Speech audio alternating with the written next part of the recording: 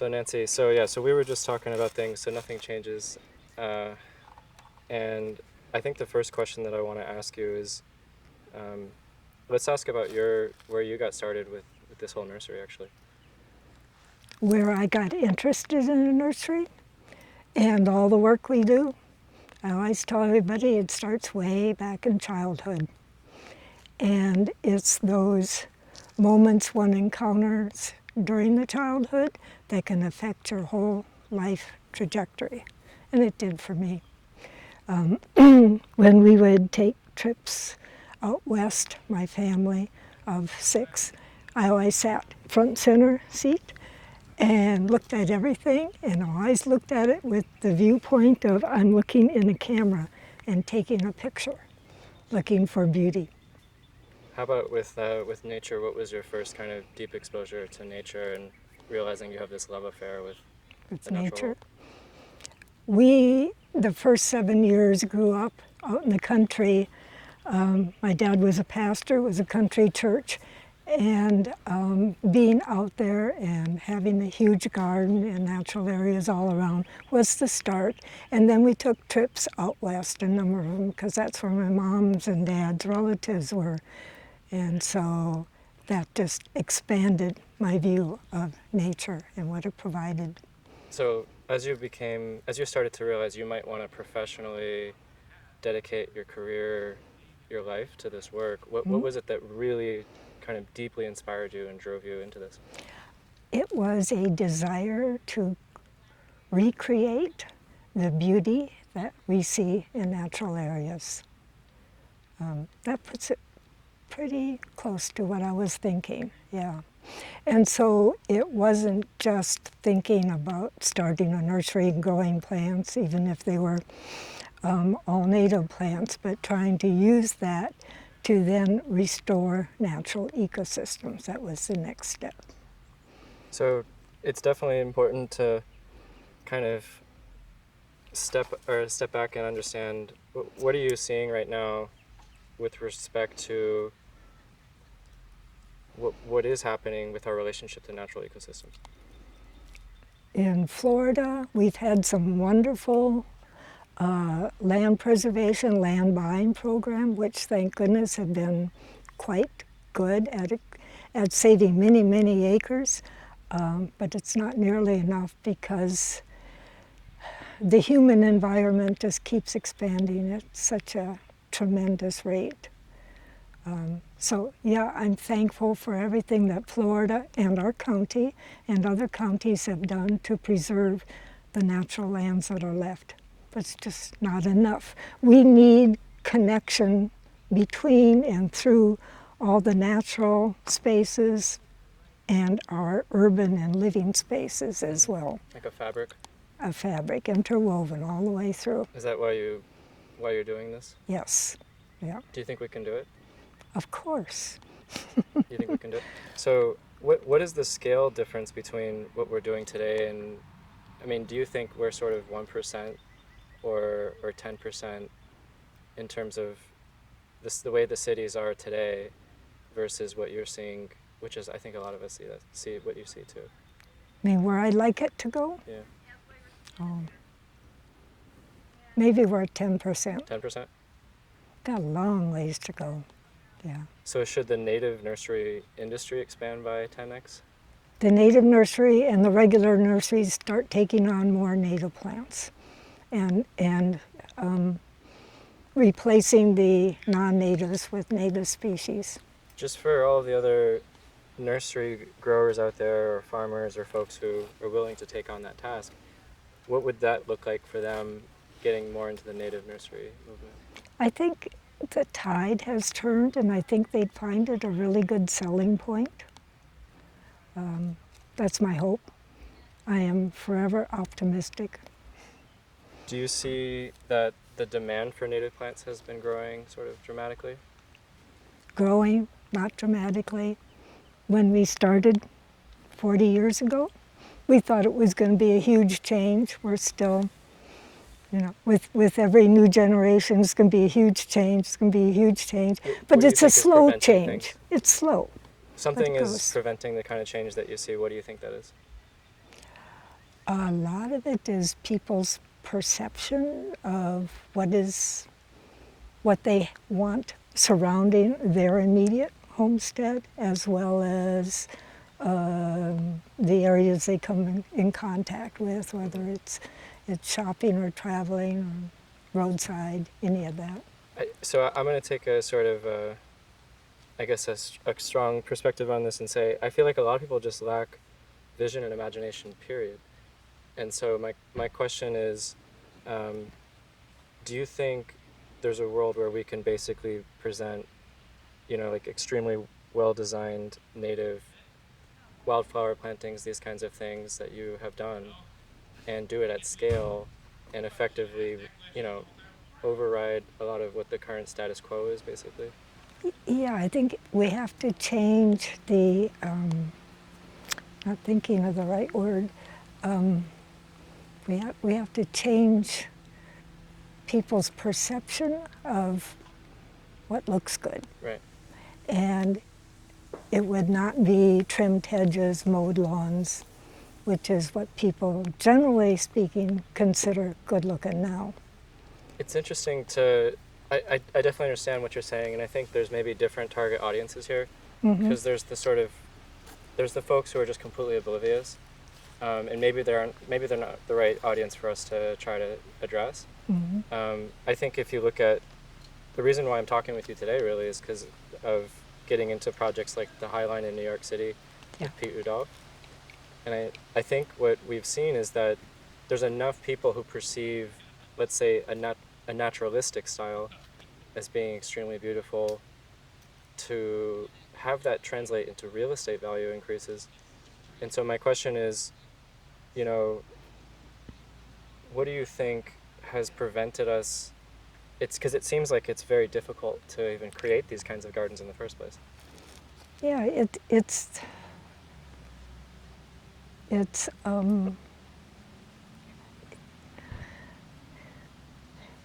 what people perceive as being beautiful. And it's that perception, again, that needs to change, to do a flip-flop. And I think you're right, it does need to start at the high end, and then eventually it'll be more accepted as we go through different levels. Life will be better that way, it seems like, designing gorgeous gardens, and then we can figure out a way to mass produce them. Yeah. But I think, you've already created, how many gardens have you created? How many plantings have you done? I don't know. You might have a guess. You might have a better guess than Okay, I. well, my husband was he's a retired landscape architect, and he created many gardens using all native plants. So he sort of spearheaded that. He's retired now. And then we have done some really naturalistic ecosystem type gardens in a number of places. Nemours Children's Hospital, for example. I saw that. That was the yellow wildflowers. Yeah. Well, that was kind of 1 year blitz, but it settled down. The ecosystem settled down after that. And places like Bach Tower Gardens and Archbold Biological Station. I know there are a number more. I can't think of them all right now. Over the years, we just keep chipping away at this idea. We've also been approached a number of times by developers who would like to see the retention areas as being turned into wildflower gardens. And we always get to a certain point, and then the idea doesn't get followed through. What do you think stops it? Partly cost. That's usually the bottom line. Is it the cost of the plants? The cost of just doing the whole project as opposed to seeding it with What's driving grass. the cost of the project? Both the plants and the planting and the maintenance and all of that. Yeah, but they're just thinking of the initial cost because they're a developer, and it's easier just to seed the bottom of a retention pond. And golf course Sure. edges. Yeah. Yeah. Yeah, I think one of the big... Number of times we've been approached by that, and none of them have really followed through. Well, yeah, so I think one of the big premises behind why why I'm talking with you and why we're here is that there is value to these plantings. So there's the value to the ecosystems, for the ecosystems, but somehow we perceive the ecological functionality as beautiful. And what I'm getting at is, to me, it strikes me as we haven't, and you can correct me if I'm wrong, but do you think it seems like we can just sort of make it so much more efficient in being able to create the kinds of landscapes that you've created in your lifetime, basically. And so I think one of the ideas is that we could maybe do this 10 times more efficiently. But what do you think? Do you think this is possible, or what do you think there's... Yes, yeah, as long as there are projects that can be funded, yeah, I think we can go all out, replicate it many, many, many times. What would you say is the role of AI? Do you think AI could eventually become very important in this? Yes. After seeing what you put together, yeah, I do. Could you talk about, could you just say what you think, like just from your own perspective, what you think AI could mean for the future, for this ecological movement? I think AI would help a lot with the designing and the being able to locate and produce the plants that are needed for these designs. So it would be a wonderful meeting together of both ends, both the designer, the installer, the grower, and getting this work in the ground, yeah. Yeah, no, I think it's great. I'm just thinking about the way you see the ecosystem and how you read the ecosystem. Maybe you can talk about that for a second. When you're showing up to a site, I'm just curious what goes into your mind when you're thinking about what you currently see, what could be there, just what that kind of design process looks like for you. You mean an area that could be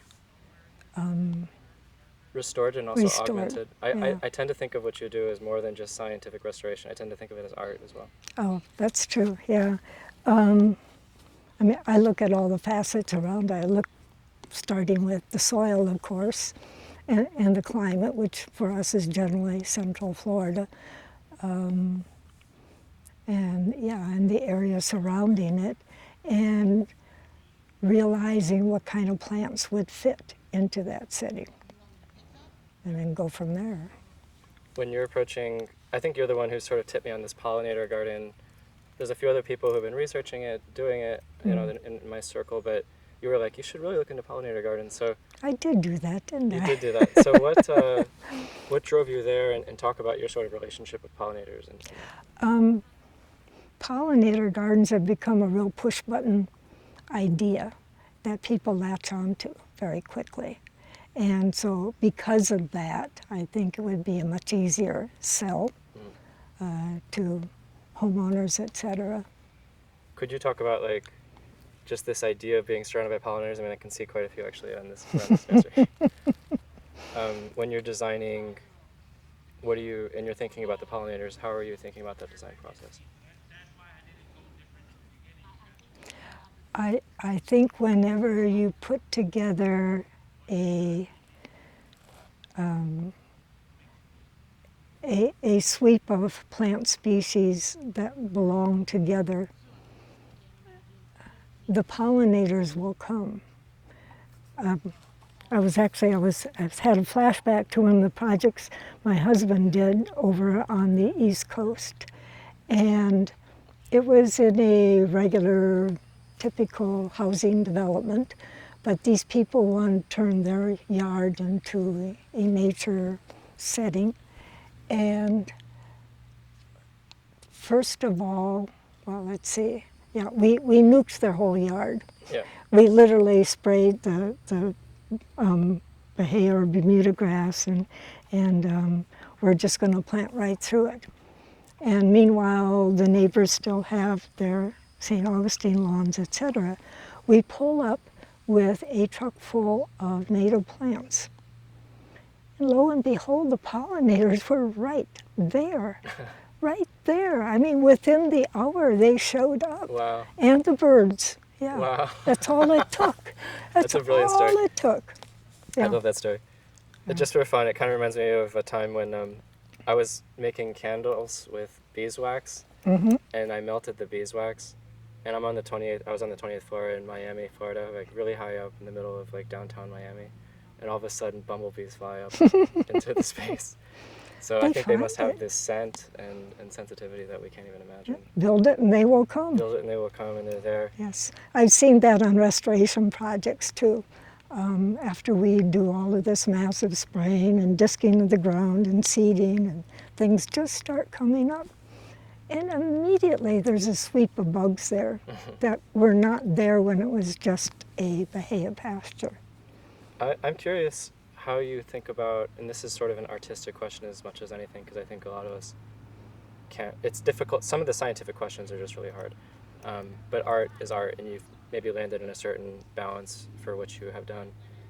I'm curious how you think about biodiversity in terms of, I've heard you talk about, making sure you have a minimum number of species for cross-pollination, like of a particular plant species, keeping them close by so there's some genetic diversity is another thing you've spoken a lot about.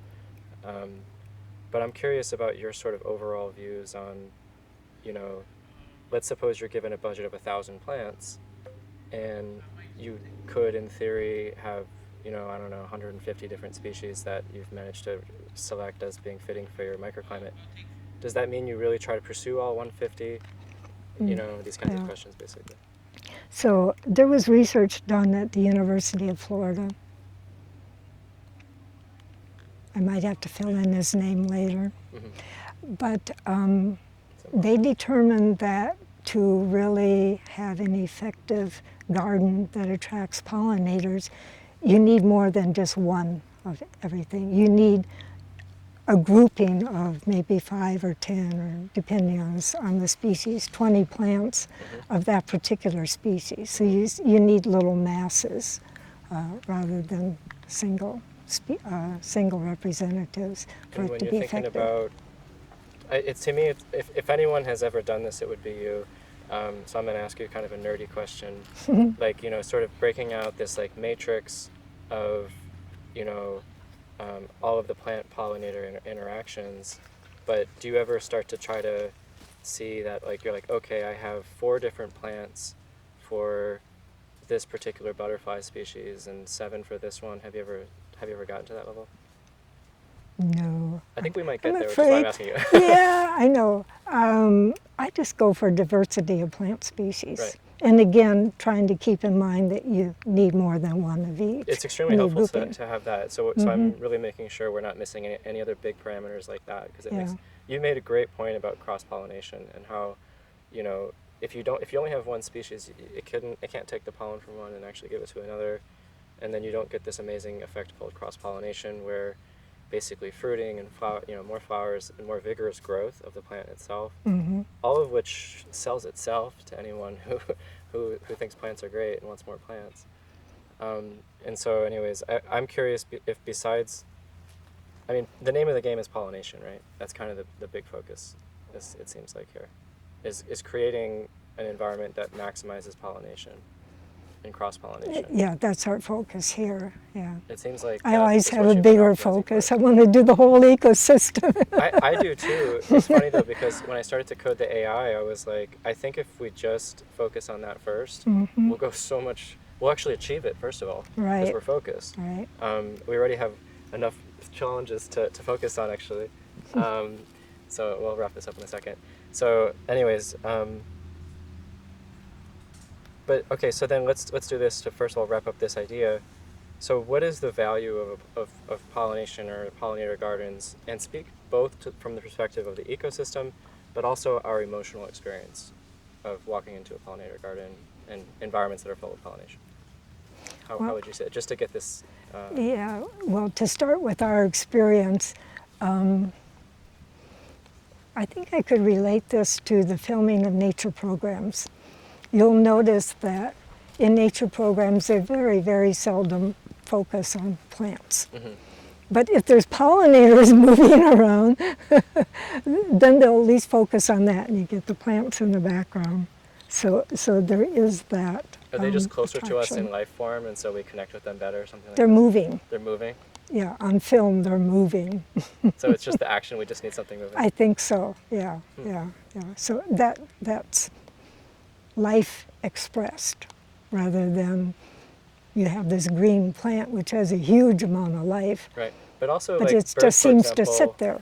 you know, birds got these, like, sometimes such charismatic eyes, and, you know, I'm just curious if you, that kind of connection with life that we have, basically. Like, when, you know, some of us can connect with the flower and so forth, but I'm just kind of curious if you think, if I'm just testing this idea of whether you think maybe that because of we're so close to them in life form, if maybe that is part of it, or I don't know. If you have any ideas on why you think it's because they're moving, basically. I think so. And in that sense, I guess I'm a bit nerdy because I love the plants and their palettes more than the insects, the birds, the wildlife. Really? And Okay. I've started to fall in love with the insects and the birds, but So- I definitely started with the plants. Yeah. Okay, so, right, so, no, it's perfect. I think, so, okay, here's sort of a question I just want to ask you. I want to wrap up pollination and maybe ask you one or two more questions. All right. So, the big thing that I'm wondering is, you know, with building these pollinator gardens, with creating an environment where you do attract the birds, the butterflies, the bees, and you're doing so consciously by designing for these creatures. My question is basically, you know, is that not like just the, like, so first of all, you have to also be conscious of flourishing to do that. So let's step back for a second. You can't really design a good pollinator garden if you're not tracking bloom schedules, right? Mm-hmm. And so my point is, like, when I started to look at these parameters, and then, by the way, we're working with AI, so it was like, oh, so I get to maximize, you know, flourishing abundance in terms of how I design the garden to be flourishing across all seasons. Across all seasons, across And all spatially. flower forms. Across all flower forms. That's a good one that I haven't heard of yet. Yeah. Yeah. So my question to you is, do you think, even within this limited design space, because we understand there could be other things that you're designing for that we're not talking about, but we're saying with just this kind of design space, could you create the most beautiful gardens on the planet? Is that kind of what's in the potential scope of, you know, you're maximizing flourishing, you're maximizing the biodiversity of species showing up, the species themselves are biodiverse. What else might need to go into this algorithm that would give you this opportunity to create the most beautiful gardens? Well, I think that's a good start. Yeah. And it takes in a lot of parameters, which helps. Right. We Important ones, not just any parameters. Yeah, the good prime. Yeah, I mean, we still don't have all layers of the ecosystem, et cetera, but we do have this nice grouping of characteristics, which I think. Is there anything that you think, what would be the next thing for that AI system, just to let you throw that out there into the future? Oh, of course, creating whole ecosystems. Uh-huh. Recreating, How do you- restoring. I'm Let me so put curious. it that way, restoring. I think nobody understands ecology. I have this hypothesis that none of us have a clue what's going on with ecosystems. Oh, So what is your definition of an ecosystem? well, actually, that's an ecosystem. I knew you were going to come up with something. Okay, you're pointing at the ground. Very nice. I'll take that. That's fair. That's a fair response. Okay. Do you want anything more, or is that? Well, and then you go to all different kinds of ecosystems, Right, like right. sidewalks in the city, Scales, or a golf course, or a Global backyard, scale. and then eventually you go into natural ecosystems that are receiving their natural parameter of events like burning, et cetera, et cetera. Right. So it's a hierarchy, yeah. It's beautiful. Well, maybe the deep earth model that we're working on can help with that, actually. Yeah. Because I think it's going to see a lot Yeah, of this is the beginning. This is the beginning. Got a It long really ways is. to It's go. well, okay, so, all right, then I wanted to ask one broader question beyond all of that. That's a really good thing, so this will be the last question.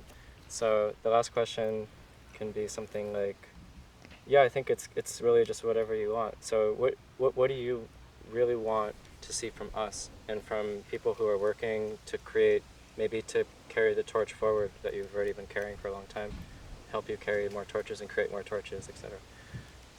More, lots more. Just more. More, yes. That's great. Is that enough? That might be enough. Okay, that's probably anything else? Or you're good? I'm good. Okay, great. All right, we're perfect.